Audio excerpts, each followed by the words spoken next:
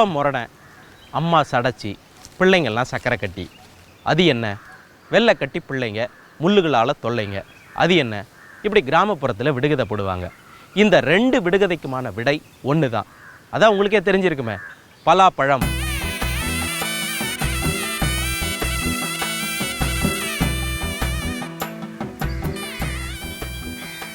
சக்கை, பலவு, விருக்கை, ஏகாரவல்லி அப்படின்னு பலாப்பழத்துக்கு ஏகப்பட்ட பெயர்கள் இருக்குங்க. ஆதி தமிழர்கள்லேருந்து ஆண்ட்ராய்ட் தமிழர்கள் வரைக்கும் நாக்கில் எச்சில் ஒழுக சாப்பிடக்கூடிய பழம் அப்படின்னா இந்த பலாப்பழத்தை சொல்லலாம்.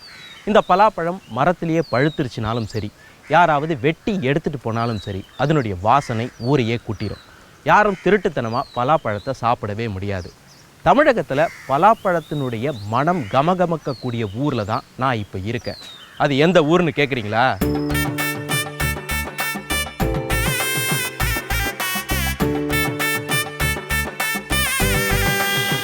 நான் இப்போ இருக்கிறது பன்ருட்டியில். இது கடலூர் மாவட்டத்தில் இருக்கக்கூடிய ஒரு நகராட்சி. இந்த பன்ருட்டியில் பலாவும் முந்திரியும் ரொம்பவே புகழ்பெற்றது. இந்த பன்ருட்டி அப்படிங்கக்கூடிய ஊர் பெயர் அமைந்ததுக்கு பின்னாடி பல சுவாரஸ்யமான தகவல்கள் இருக்கு. அது என்னன்னு தெரிஞ்சுக்கலாமா? பன்ருட்டி, இந்த ஊர்க்காரங்க இந்த பெயரை பன்னுருட்டி அப்படின்னு தான் சொல்றாங்க. அச்சு முறிந்த தேரை பாடலால் ஓட வைத்த இடம் பன்னுருட்டி அப்படின்னு வந்ததாம். அதாவது பண் என்பது பாடல், உருட்டி என்பது ராகம். உருட்டி ராகத்தில் பாடலை பாடி தேரை ஓட வைத்த ஊர் அப்படிங்கிறதுனால தான் இந்த பன்னுருட்டி வந்ததாக சொல்றாங்க. பண்களை உருட்டி பாடக்கூடிய பாணர் மரபினர் இந்த ஊர்ல வாழ்ந்ததாலேயும் இந்த ஊருக்கு பன்னுருட்டிங்கிற பெயர் வந்தது அப்படின்னும் சிலர் சொல்றாங்க. இன்னும் சிலர் மண்ணை உருட்டி பொம்மைகள் செய்யும் தொழிலை செய்தவர்கள் இந்த ஊர்ல இருந்ததுனால இந்த ஊருக்கு மண்ணுருட்டி அப்படிங்கக்கூடிய பெயர் வந்ததாம். பின்னாளில் இது மருவி பன்னுருட்டியாக மாறியது அப்படின்னு சொல்றாங்க. வரலாற்றின்படி பார்த்தா கிபி 1500ஆம் ஆண்டுகளுக்கு பிறகுதான் தமிழகத்தை நாயக்க மன்னர்கள் ஆட்சி செஞ்சாங்க. இவங்களுடைய இறுதி காலங்கள்ல தான் பாளைய ஆட்சி முறையானது தமிழகத்துல அறிமுகப்படுத்தப்பட்டது. அப்படி பிரிக்கப்பட்ட பாளையங்கள்ல இந்த பகுதி பண்டாரெட்டிப்பாளையம் அப்படின்னு அழைக்கப்பட்டிருக்கு. அதுவே பின்னாளில் சுருங்கி பண்டாரெட்டி அப்படிங்கிறது பன்ரொட்டியாக மாறியது அப்படின்னும் ஆராய்ச்சியாளர்கள் சொல்றாங்க. பன்ரொட்டி அருகில் இருக்கக்கூடிய சிலம்பிநாதன் பேட்டையைச் சேர்ந்த கவிதா சக்திவேல் அவர்கள் இருக்காங்க. வணக்கம்மா. வணக்கம் சார். இன்னைக்கு நீங்க என்ன பண்ண போறீங்க? பலாப்பழத்துலேருந்து ஒரு அல்வா பண்ண போகிறேன். பலாப்பழ அல்வா. அல்வா இது உங்க பன்ரொட்டி ஸ்டைலில் பண்ண போறீங்க? ஆமாம். ஓகே. இதுக்கு தேவையான பொருட்கள் என்ன? நல்லா பழுத்த பலாசொலை, பாகு, ஓகே, நெய், நெய், கோவா ஆட் பண்ணுறேன் நான். கோவா, சர்க்கரை சேர்க்காத பால்கோவா. பால்கோவா, ஓகே, ஏலக்காய், தேன், முந்திரி. முந்திரி, இவ்வளவு தான் நமக்கு தேவையானது. இப்போ நம்ம முதல்ல என்ன பண்ண போகிறோம்? பலாசொலையை எடுத்து கட் பண்ணிவிட்டு முதல்ல கிரைண்ட் பண்ணி எடுத்துருவோம். பண்ணிடலாமா? பண்ணிடலாம். ஓகே. இதுலேருந்து நீங்கள் நறுக்கிறப்ப இந்த மாதிரி இதுக்குள்ளே கொட்டை இருக்கும். ஓகே. அதை நீங்கள் வந்து ரிமூவ் பண்ணிடலாம். ரிமூவ் பண்ணிவிட்டு உங்களோட பழத்துக்கு எப்படி சில சமயம் பார்த்தீங்கன்னா ரொம்ப நல்ல பழம் வந்து ரொம்ப பழுத்திருக்கும். அந்த பழமாக இருந்ததுன்னா இவ்வளோ ரொம்ப நறுக்க தேவையில்லை. மிக்சியில் போட்டாலே கிரைண்ட் ஆகிடும். இந்த இனிப்புல வந்து நீங்கள் எந்த தண்ணியும் சேர்க்கணுன்ற அவசியம் இல்லை. ப்ளைனாகவே அரைச்சா போதும். இப்போ நம்ம இதை அரைச்சிடலாங்களா? அரைச்சிடலாம். இப்போ அடுத்தது நெய் போட்டு கிண்ட போகிறோம். அடுப்பு பற்ற வச்சிடலாமா? முதல்ல நெய்.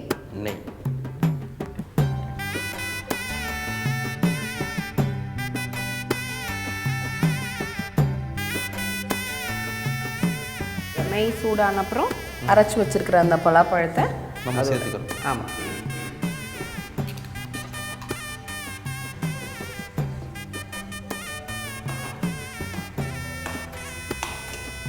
நெய்யிலே நல்லா வரணும். ஆமாம், அதாவது இது பச்சை வாசம் உங்களுக்கு போகணும். அதனால இது வந்து நல்ல சுருளை வதக்கி எடுத்துக்கிட்டு அதுக்கப்புறம் இதில் வந்து என்ன பண்ண போகிறோம், நம்ம அதை எடுத்து வச்சிருக்கிற அந்த வெள்ளைப்பாகை இதோட சேர்த்து கிண்ட போகிறோம். இது நல்ல பச்சை வாசனை போயிடுச்சுன்னு எப்படி தெரியும் உங்களுக்கு? இல்லை, உங்களுக்கே தெரியும். நீங்கள் ஃபஸ்ட்டு போடுறப்பைக்கும் இப்போயும் அந்த கிளாஸியாக அந்த டெக்ஸ்சர் பார்த்தீங்கன்னா டிஃப்ரென்ஸ் உங்களுக்கு தெரியும். ஃபஸ்ட்டு நீங்கள் போடுறப்ப பார்த்தீங்கன்னா அந்த திப்பியாக ஒரு அந்த எல்லோ கலர் ஒரு பிரிஞ்ச மாதிரி இருக்கும். இப்போ அந்த பாயிலிங்க்கு அப்புறம் ஏன்னா ஃப்ரூட் தான் இல்லைங்களா, இதை நீங்கள் வந்து ஓவர் குக் பண்ணணுன்ற அவசியம் இல்லை. அதனால அந்த கிளாஸி லுக் வந்துடும். ஸோ இப்போ பார்த்தீங்கன்னா உங்களுக்கு கிளாஸி லுக் இருக்குது. ஸோ இப்போ நம்ம என்ன பண்ணலாம்னா அதுலேருந்து பாகை ஆட் பண்ணலாம். நம்ம எடுத்து வச்சிருக்கக்கூடிய வெள்ளைப்பாக. இப்போ நீங்கள் கொஞ்சம் அடுப்பை வந்து சிம் பண்ணிக்கோங்க. ஓகே.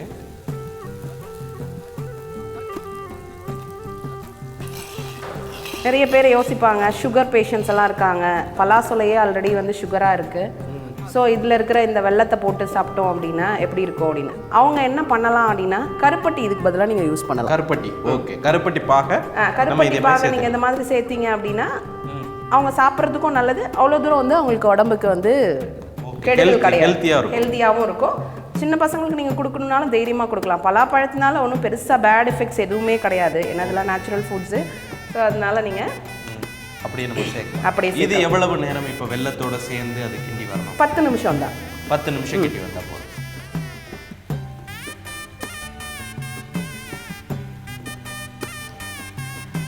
இந்த பதத்தில் நம்ம இந்த கோவா கொஞ்சம் ஓகே சேர்த்துக்கலாம், ஆட் பண்ணலாம்.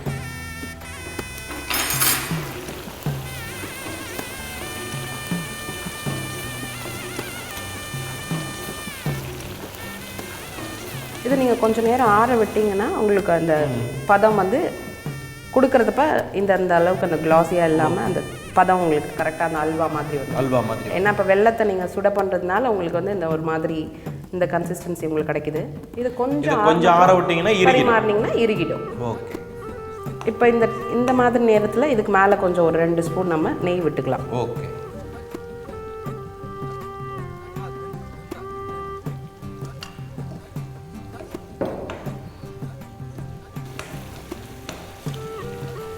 இப்போ இதுலேருந்து அந்த நெய் மேலே வர்ற அந்த பதத்தில் நிறுத்திட்டிங்கன்னா இதுக்கு மேலே நீங்கள் அந்த முந்திரி பாதாம் அது மாதிரி போட்டு நம்ம சாப்பிட்றதுக்கு கொடுக்கலாம். பலாப்பழ அல்வா ரெடி ஆயிடுச்சு இல்லையா? ஆயிடுச்சு. நம்ம இப்போ அடுப்பை நிறுத்திடலாமா? நிறுத்திடலாம். இப்போ மேலே லேசாக நம்ம ஏலக்காய் பொடி. அடுத்தது மேலே முந்திரி பாதாம்.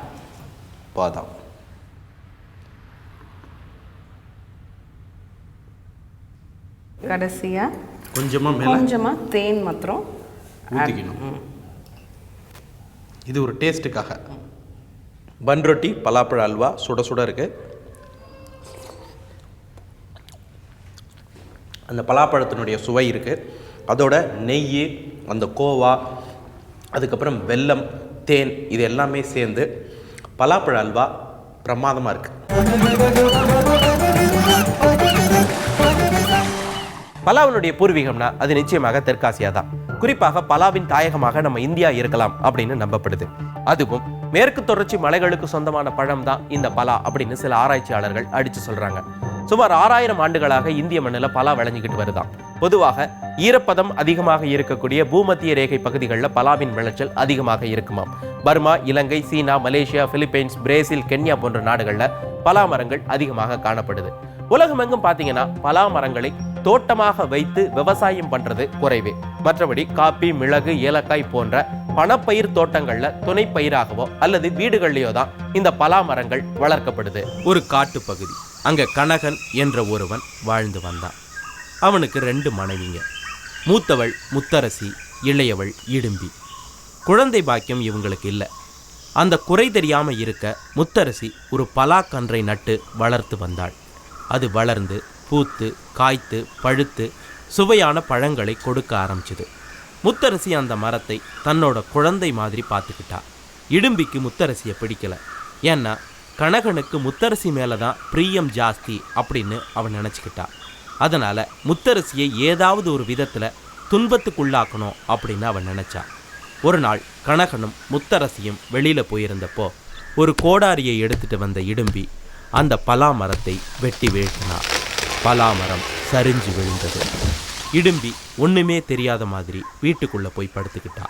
வீட்டுக்கு திரும்பின முத்தரசி பலாமரம் விழுந்து கிடந்ததை பார்த்ததும் கதறி அழ ஆரம்பிச்சா. கனகனால் அவளை சமாதானப்படுத்த முடியலை. அந்த நேரம் பார்த்து ஔவையார் அங்கே வந்தாங்க. உடனே கனகனும் முத்தரசியும் தங்களோட சோகத்தை எல்லாம் மறைச்சிக்கிட்டு வீடு தேடி வந்த ஔவையாருக்கு நல்ல உணவு கொடுத்து உபசரித்தாங்க. ஔவையாருக்கும் வயிறும் மனமும் நிறைஞ்சது. கனகன் முத்தரசியோட வாட்டம் புரிஞ்சுது. ஔவையார் வெளியில் வந்தாங்க. விழுந்து கிடந்த பலா மரத்தை பார்த்து தன்னோட வலிமையான தமிழ் கொண்டு உரத்த குரல்ல பாட்டு ஒன்று பாடினாங்க. கூரிய வாளால் குறைபட்ட கூன்பலா, ஓரிலையாய் கொம்பாய் உயர் மரமாய் சீரிய வண்டு போல் கொட்டை வளர் காயாய் பின் பழமாய் பண்டு போல் நிற்க பணி என்று ஔவையார் பாட பாட வெட்டப்பட்டு வீழ்ந்த மரம் மீண்டும் உயர எழுந்து நின்றது. புதிய பூக்களை பூத்தது, காய்த்தது, உடனே பழுத்த பழங்களையும் தந்தது. கண்முன்னே இப்படி ஒரு அதிசயத்தை தன் தமிழால் நிகழ்த்திய ஔவை பாட்டியை கனகனும் முத்தரசியும் ஆனந்த கண்ணீர் பொங்க வணங்கினார்கள். இது ஔவையாரின் வாழ்க்கை கதையில் சொல்லப்படும் ஒரு சம்பவம். இது கற்பனையாக கூட இருக்கலாம். ஆனால் இதன் மூலமாக நாம தெரிஞ்சுக்கிறது என்ன? பலா எவ்வளவு காலத்திற்கு முன்பிருந்து தமிழர்களின் வாழ்வோடு கலந்திருக்கு அப்படிங்கிறது தான். சங்க கால புலவராக கருதப்படக்கூடிய ஔவையார் வாழ்ந்த காலம் கடைச்சங்க காலம் அப்படின்னு சொல்றாங்க. இது கிமு 2ஆம் நூற்றாண்டுக்கும் கிபி 2ஆம் நூற்றாண்டுக்கும் இடைப்பட்ட காலம். இதற்கு முன்பிருந்தே முக்கணிகளில் ஒன்றாகிய பலா தமிழர்களின் வாழ்வோடு இணைந்த பழமாக இருந்துகிட்டு வருது அப்படிங்கிறத தான் இந்த ஔவை பாடல் நமக்கு விளக்குது. என் கூட கடலூருக்கு அருகில் இருக்கக்கூடிய சாத்தன்குப்பத்தை சேர்ந்த செல்வலட்சுமி முருகவேல் இருக்காங்க. வணக்கம்மா. வணக்கங்க. இன்னைக்கு நீங்க என்ன பண்ண போறீங்க? பலா பிஞ்சி பொடி மாஸ். பலா பிஞ்சு பொடி மாசுங்கிறது உங்க ஊர் ஸ்பெஷல் இல்லையா? இந்த ஊர்ல அதிகமாக பலா பிஞ்சு கிடைக்குங்கிறதுனால இதுல பொடி மாஸ் பண்ணுவீங்க. ஆமாங்க. சரி, இந்த பலா பிஞ்சை என்ன பண்ணி வச்சிருக்கீங்க? அந்த பலா பிஞ்சை தோல் செத்திட்டு இது மாதிரி வரும். அதாவது தோலை நீக்கிட்டா இந்த மாதிரி உங்களுக்கு வரும். ஓகே. இது மஞ்சத்தூள் உப்பு சேர்த்து தண்ணியில் 5 to 10 minutes வேக வச்சிடணும். வேக வச்சுட்டு தண்ணியை வடிச்சிட்டு தனியாக எடுத்து வச்சிடணும். அது ஆறுன அப்புறம் மிக்சியில் பொடிச்சு வச்சா இந்த மாதிரி வரும்.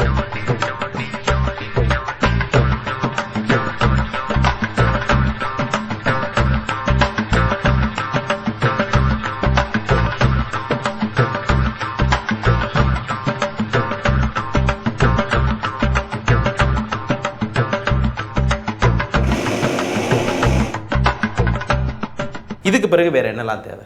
தாளிக்கிறதுக்கு எண்ணெய், கடுகு, உளுந்தம்பருப்பு, காஞ்ச மிளகாய், வெங்காயம், பச்சை மிளகாய், உப்பு, மஞ்சத்தூள். சரி, நாம இப்போ பலா பிஞ்சு பொடி மாஸ் ரெடி பண்ணலாமா?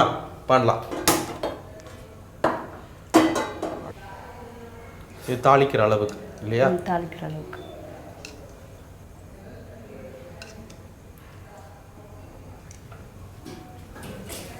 எண்ணெய் காஞ்ச அப்புறம் கடுகு, உளுந்தம்பருப்பு.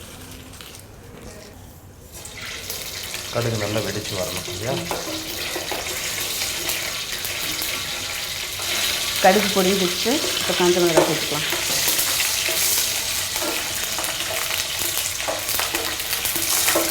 வெங்காயம், பச்சை மிளகாய். வெங்காயம், பச்சை மிளகாய்.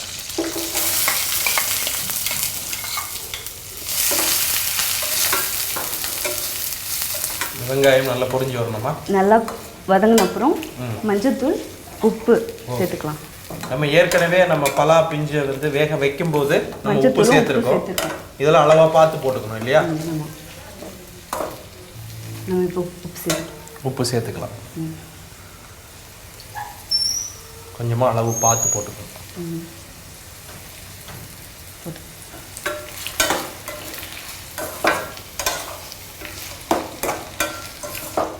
இதுலயே மஞ்சள் பொடியும் சேர்த்துருவீங்களா? மஞ்சள் பொடி.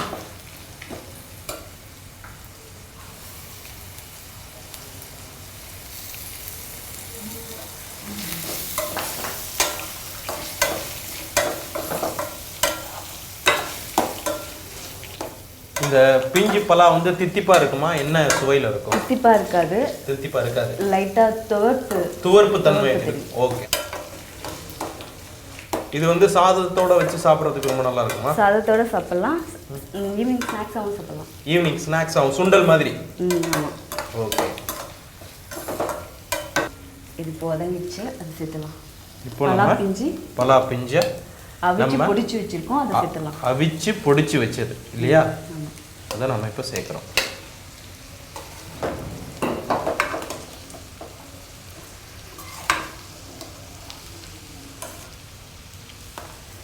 இதில் லேசாக தண்ணி சேர்த்துப்பீங்களா? தண்ணி தெளிச்சுட்டு நம்ம அமைக்க வச்சிடலாம்.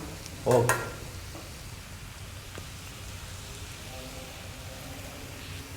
ஆல்ரெடி அவிச்சதுனால நம்ம லைட்டாக தண்ணி தெளித்து அமைக்க வச்சிடலாம். இது அப்படியே எவ்வளவு நேரம் இருக்கணும்? அது ஒரு 10 நிமிஷம் வெந்தால் போதும். பிஞ்சு பலா பொடி மாஸ் ரெடியாக இன்னொரு 10 நிமிஷம் ஆகும். நம்ம காத்திருக்கலாம். தமிழகத்தில் பெரும்பாலும் பலாவை நாம பழமாக மட்டும்தான் சாப்பிட்றோம். ஆனால் கடலூர் பன்ரொட்டி பகுதி மக்கள் பிஞ்சு பலாவில் பல வகையான உணவுகளை செஞ்சு சாப்பிட்றாங்க. அதாவது சுளைகள் உருவாகாத பலாவில் அவங்க பொரியல் மாதிரியான உணவுகளை செய்கிறாங்க. இதே போன்ற உணவு வகைகள் இலங்கையிலையும் ரொம்பவே பிரபலம். அவங்க பிஞ்சு பலாவை பொலஸ் அப்படின்னு அழைக்கிறாங்க. அதுல செய்யப்படக்கூடிய கறியை பொலஸ் கறி அப்படின்னு சொல்றாங்க. இது இலங்கையில் இருக்கக்கூடிய சாதாரண உணவகத்திலிருந்து ஸ்டார் ஹோட்டல்கள் வரைக்கும் ரொம்பவே பிரபலம். பிஞ்சு பலா பொடிமாஸ் நம்மளுக்கு ஒரு 10 நிமிஷம் நல்லா வதங்கி வந்திருக்குன்னு நினைக்கிறேன், இல்லையா? ரெடி ஆயிடுச்சா? ரெடி ஆயிடுச்சு. இப்போ அடுப்பு அணைச்சிடலாமா? அணைச்சிடலாம். ஓகே, இப்போ நம்ம டேஸ்ட் பண்ணலாம். டேஸ்ட் பார்க்கலாம், இல்லையா? சரி, கொஞ்சமாக கொடுங்க பார்ப்போம். போதும். ஓகே, பிஞ்சு பலா பொடிமாஸ் டேஸ்ட் பார்க்குறேன்.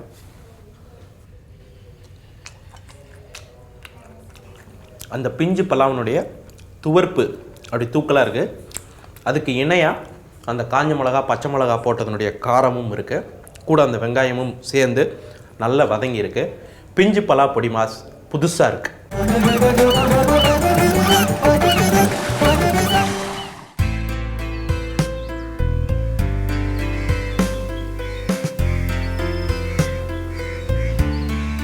பலாமரம் இது வறட்சியான பகுதிகளில் நின்று வளரக்கூடிய மரம்.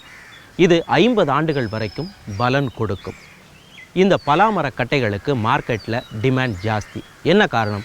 இந்த பலாமர கட்டைகளில் செய்த கதவுகள் வெயில் காலங்களில் சுருங்கவோ மழை காலங்களில் உப்பவோ செய்யாது. அதனால் பெரும்பாலும் வீடுகளுக்கு கதவுகளை இந்த பலாமர கட்டைகளில் தான் செய்கிறாங்க. அது மட்டும் இல்லாமல் வீணை, மிருதங்கம், கஞ்சிரா போன்ற இசைக்கருவிகளை இந்த பலாமரத்தில் தான் செய்கிறாங்க. தஞ்சாவூர் பகுதிகளில் செய்யப்படக்கூடிய இசைக்கருவிகளுக்கு இந்த பன்ரொட்டி பகுதிகளிலிருந்து தான் பலா மரம் கொண்டு செல்லப்படுது. பலாவை ஆங்கிலத்தில் ஜாக் ஃப்ரூட் அப்படின்னு சொல்கிறோம். இந்த பெயர் எங்கிருந்து வந்தது? போர்த்துகீசியர்கள் 16ஆம் நூற்றாண்டில் கேரளாவுக்கு வாணிகத்துக்கு வந்தப்போ கேரள பலாப்பழங்களை ருசி பார்த்து மயங்கினாங்க. மலையாள மக்கள் பலாப்பழத்தை சக்கை பழம் அப்படின்னு சொல்லுவாங்க. அதை போர்த்துகீசியர்கள் ஜக்கா என்ற வார்த்தையில் குறிப்பிட்டாங்க. அதுவே ஆங்கிலத்துக்கு மாறினப்போ ஜாக் ஃப்ரூட்டாக மாறிடுச்சு. கார்சியா த ஒர்டா என்ற போர்த்துகீசிய இயற்கை ஆர்வலர் 1563 எழுதின colloquies of simple and drugs India என்ற புத்தகத்தில் ஜாக் ஃப்ரூட் என்ற ஆங்கில வார்த்தையை உபயோகிச்சிருக்காரு. என் கூட செஃப் ஜெயபிரசாத் இருக்கிறாரு. வணக்கம் செஃப். வணக்கம் சார். இன்னைக்கு என்ன பண்ண போறீங்க? இன்னைக்கு பலாப்பழத்தின் கொட்டா மாங்கோ கறி. பலாக்கொட்டை மாங்காய் கறி, இல்லையா? இது கேரளா ஸ்டைல்ல பண்றீங்க? கேரளா ஸ்டைல்ல பண்ண போறேன். இது கேரளால எந்த இடத்துல? கேரளால ஒட்டுமொத்த எல்லா டிஸ்ட்ரிக்ட்ல தான் இது பண்ணிட்டு இருக்கோம். ஆனா இது ரொம்ப ஃபேமஸா கொச்சின், கோட்டயம், அந்த மலபார் அந்த ஏரியால ரொம்ப ஃபேமஸா இருக்கு. ரொம்ப ஃபேமஸா இருக்கும். இந்த பலாக்கொட்டை மாங்காய் கறி செய்யறதுக்கு தேவையான பொருட்கள் என்ன? இந்த பலாக்கொட்டை நம்ம அந்த சைஸ் பண்ணி வச்சிருக்கேன். ஜிஞ்சர், கிரீன் சில்லி, கருவேப்பிலை, தேங்காய் எண்ணெய், கோகனட் பேஸ்ட் பண்ணியது, மஞ்சப்பொடி, கடுகு, மிளகா பொடி, சால்ட்டு, சின்ன வெங்காயம் ஸ்லைஸ் பண்ணிது, பின்ன கொஞ்சம் பெருசாக கட் பண்ணிது, மாங்கோ, பெப்பர் பவுடர், அவ்வளோதான் தேவை. இப்போ நாம பலாக்கொட்டை மாங்காய் கறி செய்யலாமா? செய்யலாமே. முதல்ல அடுப்பை பற்ற வைக்க போகிறோம். இப்போ முதல்ல நம்ம தேங்காய் ஊற்றலாம். ஓகே, தேங்காய் எண்ணெய் சூடு ஆகணும், இல்லையா? தேங்காய் எண்ணெய் சூடு ஆயிடுச்சு. இப்போ கடுகு போடுவோம். கடுகு நல்லா வெடிக்கணும், இல்லையா? கடுகு நல்லா வெடிக்கணும். ஓகே, நம்மளுக்கு இப்போ கடுகு வெடிக்க ஆரம்பிச்சிருச்சு. இதில் என்ன சேர்க்க போறீங்க? இதில் சின்ன வெங்காயம் ஸ்லைஸ் பண்ணி வச்சுக்க ஃபர்ஸ்ட்ல போட போறேன். சின்ன வெங்காயம் நல்ல ஸ்லைஸா சின்னதா நறுக்கி வச்சிருக்கக்கூடிய சின்ன வெங்காயத்தை இதுல 2 ஸ்பூன் போட போறேன். 2 ஸ்பூன் சேர்க்க போறீங்க. மீதி 2 ஸ்பூன் நம்ம கடைசியில தாளிப்பு போடுவேன். ஓகே, இதுல கொஞ்சம் கருவேப்பிலை போட போறேன். கொஞ்சம் கருவேப்பிலை.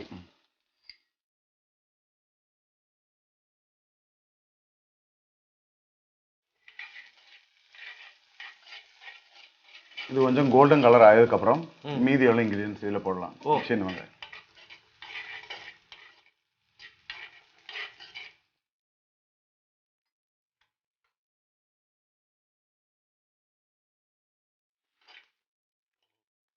உங்களுக்கு வந்துருச்சு. இப்போ அடுத்தது என்ன சேர்க்க போறோம்? நீ அதில் பச்சை மிளகா போட போகிறேன். பச்சை மிளகாய். ஆமாம், ஒரு 3 பீஸ் 4 பீஸ் போடலாம். ஓகே. அப்புறம் ஜிஞ்சர் கொஞ்சம் போடுறோம். கொஞ்சம் இஞ்சி. நல்ல நல்ல நறுக்குனது. ஆமாங்க.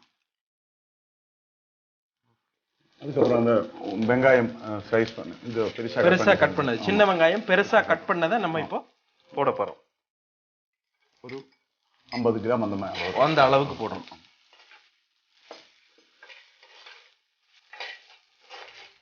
இதோட என்ன சேர்க்க போறோம்? நம்ம அதில் மஞ்சள் பொடி ஃபர்ஸ்ட்ல போட போறோம். மஞ்சள் பொடி ஒரு 1/4 டீஸ்பூன். மஞ்சள் பொடி ஒரு 1/4 டீஸ்பூன். அப்புறம் அந்த சேம் அளவில் அந்த சில்லி பவுடர், அதே அளவுக்கு வத்தல் பொடி, மிளகாய் வத்தல் பொடி. ஓகே. கொஞ்சமா பெப்பர் இப்போ போட்டுக்கிறோம். அப்புறம் கடைசியில கொஞ்சம் போடுறோம். ஓகே. இந்த ஃப்ரை கொஞ்சம் மிளகா பொடி எல்லாம் கொஞ்சம் ஃப்ரை ஆயிருந்தா கொஞ்சம் ஸ்பைசி கம்மியாக இருக்கும், ஒரு டேஸ்ட் கொஞ்சம் டிஃபரன்ஸாக இருக்கும். ஓகே. இது மண் போட்டில் போடும்போது நல்லா இருக்கும், கொஞ்சம் கூட நல்லா இருக்கும். அப்புறம் இதில் கொஞ்சம் தண்ணி ஊற்றிடலாம். கொஞ்சம் தண்ணி.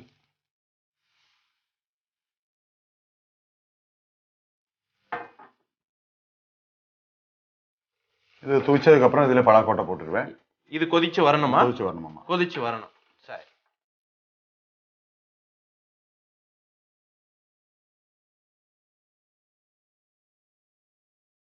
நல்லா கொதிச்சு வந்துருச்சு இல்லையா? ஆமாம். இப்போ நம்ம நறுக்கி வச்சிருக்கக்கூடிய பலா கொட்டைகளை சேர்க்க போகிறோம்.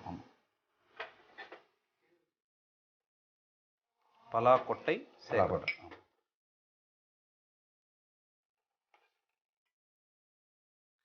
இந்த பலா கொட்டை ஒரு பாதி வெந்து வரும்போது தான் நம்ம மாங்காய் சேர்க்க முடியும். ஸோ இப்போ பாதி வெந்து வரணும் அப்படின்னா எவ்வளவு நேரம் கொடுக்கணும்? பாதி வேகணும்னா ஒரு 15 மினிட். அப்போ நம்ம ஒரு 15 நிமிஷம் வெயிட் பண்ணணும் இது வேகிறதுக்கு. இதை மூடி வைக்க போறீங்களா? ஆமாம். சரி, மூடி வைங்க.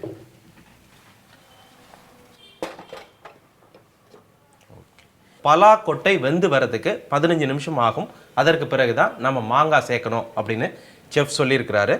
நாம பலா கொட்டை வேகிற வரைக்கும் ஒரு 15 நிமிஷம் காத்துட்டு இருக்கலாம். உலகத்துல அதிகமாக பலா பயிரிடப்படக்கூடிய நாடுகளாக தாய்லாந்தையும் வியட்நாமையும் சொல்லலாம். இங்கிருந்து பதப்படுத்தப்பட்ட பலா பழங்கள் கேன்கள்ல அடைக்கப்பட்டு ஐரோப்பிய நாடுகளுக்கும் வட அமெரிக்க நாடுகளுக்கும் அனுப்பப்படுது. இந்தியாவில் தமிழ்நாடு, கேரளா, ஒரிசா, அசாம், பீகார், மேற்கு வங்காளம், உத்தரப்பிரதேசம் ஆகிய மாநிலங்கள்ல பலா கணிசமான பரப்பளவுல பயிரிடப்படுகிறது. இந்தியாவை பொறுத்தவரை வாழை, மாம்பழத்திற்கு அடுத்தபடியாக அதிகம் விளைவிக்கப்படக்கூடிய பழம் பலாப்பழம் தான். இப்போ நம்ம வெந்திருச்சான்னு பார்க்கலாமா? பார்க்கலாமே. திறந்து பாருங்க. இல்லை, நம்ம கொதிக்க வச்சிருந்த தண்ணிலாம் வத்தி போச்சு இல்லையா? ஆமாம். இப்போ இது பாயில் ஆயிருக்கு. நல்ல பாயில் ஆயிடுச்சு. பாயில் ஆயிருக்கு. நம்ம என்ன பண்ணலாம், தண்ணி மொத்தமாக வற்றிட்டேன். ஓகே. கொஞ்சம் தண்ணி, இன்னும் கொஞ்சம் தண்ணி சேர்த்து மாங்காயும் போட்டு பண்ண போகிறோம். ஓகே.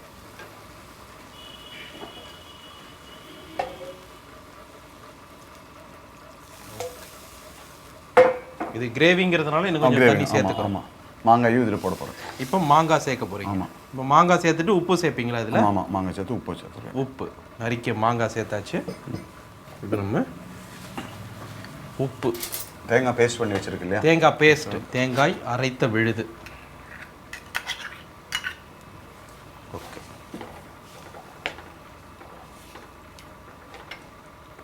இது வந்து துவிச்சதுக்கப்புறம் ஆஃப் பண்ணிவிட்டு அந்த தாளிப்பு போடலாம்.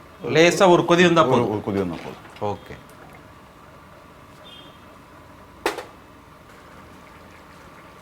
இப்போ நம்மளுக்கு பலா கொட்டை மாங்காய் கறி ரெடி ஆயிடுச்சு இல்லையா? ஆமாம். இதை எடுத்து பக்கத்து அடுப்பில் வச்சுட்டு தாளிப்பு போடலாம். தாளிப்பு போட போகிறோம். ஓகே. இதில் கொஞ்சம் தேங்காய் எண்ணெய் ஊற்றிடலாம். கொஞ்சமாக தேங்காய் எண்ணெய். சின்ன வெங்காயம் கட் பண்ணியிருக்கேன்னு பேலன்ஸ் மொத்தமாக நம்ம போட்டாச்சு. ஓகே. ஸ்லைஸ் பண்ண வெங்காயம். கொஞ்சம் கருவேப்பிலை. ஓகே.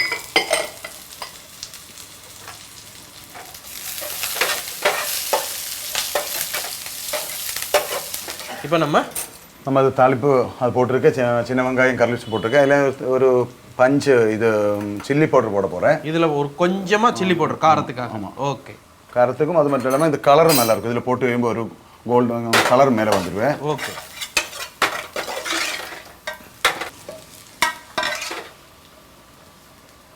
பலாக்கொட்டை மாங்காய் கறி ரெடியாக இருக்குது. டேஸ்ட் பார்க்குறேன்.